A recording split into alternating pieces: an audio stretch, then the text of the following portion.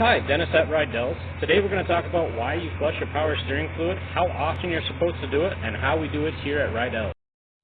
Over time, your power steering fluid can deteriorate, have varnish and sludge buildups in your system, and what that's going to do is going to restrict the flow of the power steering and make it harder for your power steering system to turn.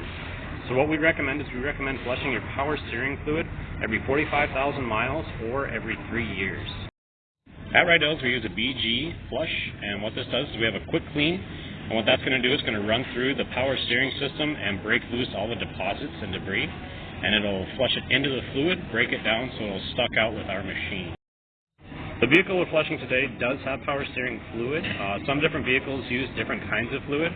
I would recommend checking with your owner's manual to verify which fluid your vehicle uses specifically. So first thing is we're going to turn on the machine and we're going to suck out all the old fluid. Now you can see how dark that is compared to the other two.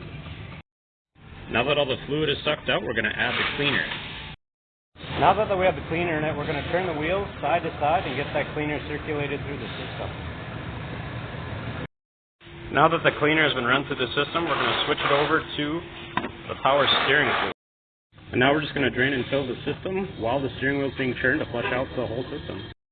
Once we're done, we top off the power steering, and that's how we do a power steering flush. Thank you for watching today.